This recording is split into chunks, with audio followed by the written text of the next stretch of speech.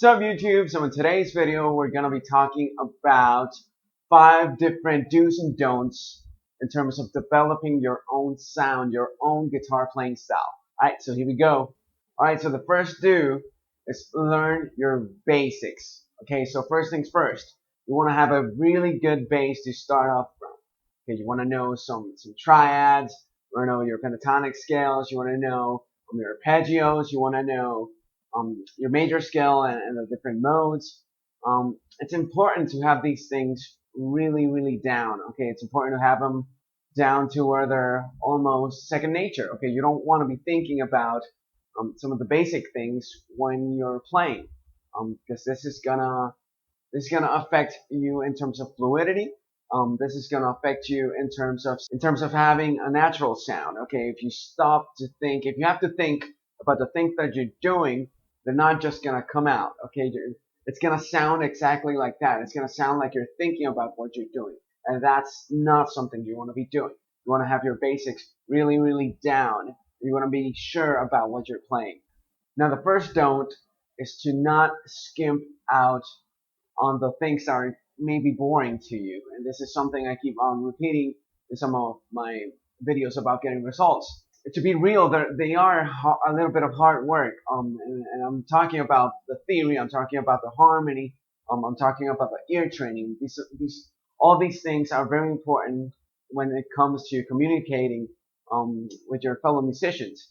You want to have your theory and your harmony and theory down to figure out what other guys are playing, and so that you can analyze what they're doing. And when you want to have your ear training down, you want to be able to hear the types of scales and modes and arpeggios, the very specific types of things that your favorite players are playing, so you can take bits and pieces here and there from them. So if you can't hear them, then you can't find out what it is that they're doing. So the first thing is to get your ear training down so that you can listen to what they're doing and have your harmony and theory down so that you can quickly pinpoint exactly what it is. Oh, he's playing Lydian, he's playing Dorian, he's playing the melodic minor scale. He just played altered over that dominant chord. Again, it all comes down to the basics. If you know what a major triad sounds like, and it becomes second nature, you just spot it. Okay, you just listen to what the guy is playing. You go, okay, you know what? That sounds like melodic minor. And then if you want to confirm it on your instrument, you can. But it's much easier than to just go, oh my God, that sounds so weird. I don't know what that sound is. And then you have to start sitting down, figuring out a whole solo. And then the hard thing is that in most solos, most guys tend to use different scales and different concepts. So it can get kind of hard to figure out the specific instances where they're changing. And if you don't know exactly what this is, it might all seem like a complete, like the whole solo is it's just one thing. And since there are so many things happening within a solo, it can get very confusing. So again, it's important to be able to listen to what these guys are doing, and it's important to have a good ear to figure out to pinpoint some things that are going around the music that you're listening to. And it's important to have the harmony and theory behind it so that you can pinpoint the names and different structures and different concepts that these guys are doing, and also figuring out the different ways that these guys are applying these types of concepts. Do number 2, focus on your favorite intervals, scales, arpeggios, etc. Okay, so once you're sitting down, you're practicing all these different types of material, there's going to be some of these that are going to resonate a little bit more with your ear and with your artistic expression. So make sure that you pinpoint which ones these are. Okay, so you might like minor 7 arpeggios more than major 7 arpeggios. So lean towards minor 7 arpeggios in your playing. Figure out some different substitutions. Figure out different concepts that apply these minor 7 arpeggios. Quite simply put, figure out which types of material, that be it arpeggios, triads, scales, whatever, are your favorites. Which ones sound more like the sound that you have in your head, and make sure that to pinpoint them. Make sure that you know exactly what they are so you can practice them more often. The other thing is to explore new and different applications of this already known material. Don't number 2. Don't just learn the stuff that your favorite players like. Focus on what you like. Don't focus on what your friends say sounds good. Focus on what you like. Don't focus exactly on what your teachers and professors might like. Do what sounds good to you. Okay, we all have different ways of looking at the world. We all have different perspectives, and with the same thing applies to music. We all have different sounds that resonate with us. We all have different artistic expressions. So don't just limit yourselves to what your favorite players do, what your professors say that you should be doing, and what your friends say that you should be doing. Um, be honest, be true with yourself, and figure out what it is that you like and focus on that.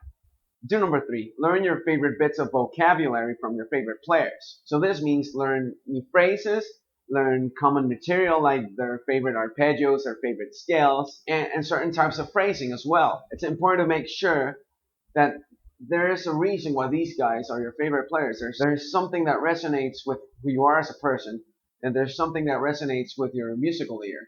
Okay, there's something about insert your favorite player here that you like so much. You have to pinpoint exactly what that is. Okay, maybe it's phrasing, maybe it's there's no choices, maybe it's the type of material he plays. Pinpoint exactly what you like about your favorite players playing and apply it to your own playing. Don't, number three, don't turn into a copycat of your favorite players. Now, there has been extreme cases where some people copy their favorite players and end up having a good career as a musician by copying their favorite players. But the fact of the matter is, that player is already out there. Okay, and you, as a player, have your own voice. You are your own person.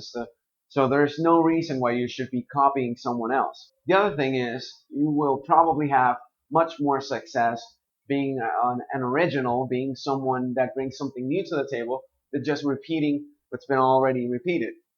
And this does not mean to try to reinvent the wheel. I said before, you should copy certain things from your different favorite players, but the way that you meld these different concepts together is what creates your very own style. Okay, so don't focus on just one person. Focus on the different things that your different favorite players like to do, and then try to meld these together. Do number four, make sure to learn how to apply these different bits to your playing. Make sure that you know how to incorporate it into your playing. Don't just learn the lick and repeat it in the same key every single time. Learn the concept behind the lick, learn the concept behind the material, learn the concept behind whatever it is that your favorite players are doing, and then learn to apply it. Learn to try to change it a little bit and apply it more into your type of playing. Focus on the things that you can do and the things that come more comfortably to you, and then try to apply that into your playing. It's important to make these little bits of information that you're taking from your favorite players and that you make it into your own. Don't number four. Don't just learn licks that you don't know how to apply. So for example, I had this good friend of mine a few years back while I was starting to learn to play the instrument. And he was also on his own journey, and he had some favorite players. And there's two things that apply to to what I'm talking about here. First thing is, he tended to learn licks, and he only played them. Let's say he played a phrase in the fifth fret of the guitar. He always, every single time he took a solo, he would play that phrase in the fifth fret. Didn't matter which key the song was, but he would always play that lick there. He didn't know how the lick related to the scale in which the lick was. He didn't know much about keys and theory and stuff like that as to where he could actually apply that lick. He would just play the same lick over the same fret each and every single time. And of course, if let's say it was an A minor pentatonic lick, so if the song was in A minor, it would sound good. But there's obvious cases in which it just wouldn't work. Let's say the song was in B flat, of course it's not going to work. Or let's say the song was in F sharp minor, it's not going to work because it's in a completely different key. So make sure that everything that you learn the concept behind it, learn how to apply it, and learn how to apply it into your own playing. The second thing he would do is he would actually tune his guitar down a half step because one of his favorite players used to do this.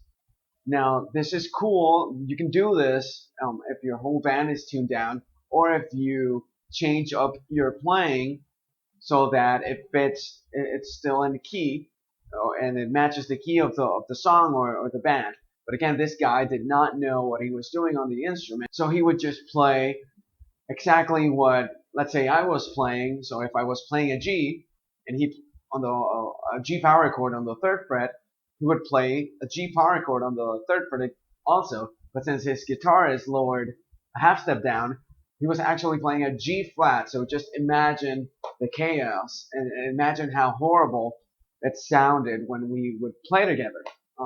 So this is the important thing about knowing what you're doing and not just following things blindly, and not just playing something that you see specifically how you see it on a video. It's important to know the concept behind what's happening, and it's important to know how to apply such concepts to different situations. Do number 5, focus on your strengths. So this is easy. Just focus on the things that come easier to you. So if it comes physically easier to you, then you should try to develop it. Try to make it into a specialty. Try to make it what makes you you, what makes you really good. So for example, you have Frank Gambale, he has amazing sweeps. You have, let's say now we have Andrenieri, he has that amazing right hand technique for his arpeggios.